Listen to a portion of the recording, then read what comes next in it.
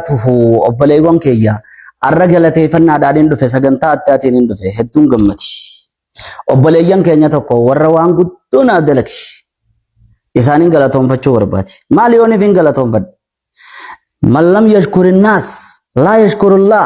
Rabbiif galatan galchu namni ilma namaatiif galatan galchine. Eenyu faada jechuun keessan hin oolamu. Maaliif galata galchan maal dalagan jechuun keessan hin oolamu. Obboleewwan kiyya na qofaaf waan goone nu hundaaf waa godhan. Anis isinirraa bakka bu'ee yooniif hin dubbadhu isinillee dubbachuudha qabdan.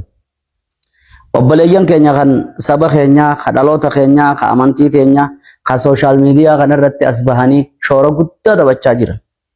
Kan ifa islaamaa akkasin nama agarsiisaa jiran. Kan warra dhame yookiin wallaale yookiin dagate garsiisanii lakkii karaan sirriidhaa kanaa jedhanii garsiisaa jiran. Tasgabbiidhaan yeroon akkasii jala taa'u san wallaahi garaa kana maalittiin isinii fakkeessa akkanatti aannan na dhugeen jaamoo dhadha na dhugeen jaamoo dhadhaa waadila san fadhu kafadhus waan dhabamu deema na dhugeen jaamoo ani hin beeku irra waan garaa nama qabbaneessu hedduu halawaa imaana irraa gammadi. Eenyu faadha jechuun keessan hin oolamu inni hunjottan ni beeytanii. Obboleeyyan keenya garee shahaadaadhaa warra akka Ustaaz Jamal Abu Muaz faa akkasuma ammaas Ustaaz Awwal Qasim faa akkasuma ammaas Ustaaz Farhaan faa Ustaaz Ahmad Hussein faa akkasuma ammaas Ustaaz Khalid Abdootii fi kan kana fakkaatan. Maalin isiniin jaa shamarran keenya hoo warreen garee shahaadaa tana keessa jirtan warri maqaan dhahinoo wallahi waan biraan jiru arraba arraan tan isin akkasitti obboleeyyan keenya warra sabaan tokko ka amantii tana dhugaa itti fakkaattee kara biraa deemaa jiran ibsitaniif san arraba keessan san afaan keessan san kan midhaan jannataa jira nyaatu rabbi isinii haa godhu. Wallahi shahidummaa odoonii fi gartee odoonii fi firaasha keessan irra jirtanii habza wajji rabbi isin haa katabu. Jihaada jirtan qabsoodha jirtan wajaahidhum bihi jihaadan kabiiraa jedhe.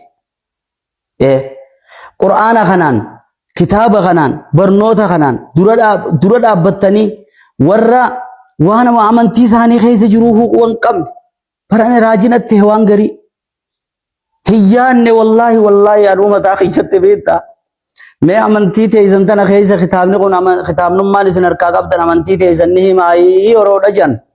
Hooy bakka kudha meeqatti hima jedhanii malee bakka 100 meeqatti hima jedhanii malee hin beekne namuu gaheedha qaba. Gaheedha qaba.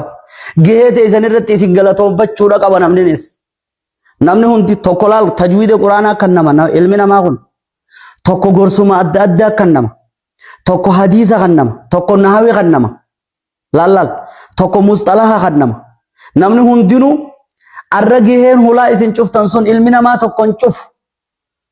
Rabbi subhanahu wa ta'ala anbiyoota wajjin kaasu shuhadaa'oota wajjin kaasu wallahi khayso khiyya kanaan du'a isinii godhe rabbi immoo sabaata isinii haa kan yaa rabbi obboleeyyan keeyya kan ani maashaallah raaji isinillee maashaallah raaji yaa rabbi raajalan yaa rabbi istiqaamaa kanniif yaa rabbi istiqaamaa kanniif yaa rabbi arraba isaanii itahaama godhiif yaa rabbi irraa jaaladhe sababaan irraa jaalachuudhaatiin isaanii wajjin illee na katabi.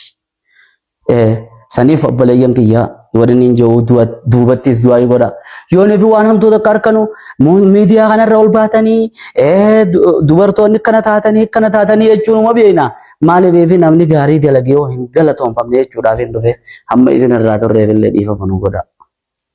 Maasha Allah isiniin jenne hujjaa rabbi isin haa qabsiisu. Ammallee kalaama dubbattan arraba kanarra rabbi isin haa fidu xarafa arrabaarra.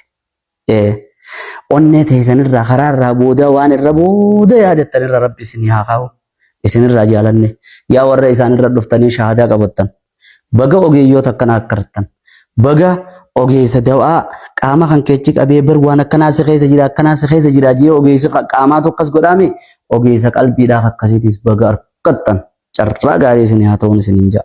Salaamu alaikum warahmatullahi wabarakatuh.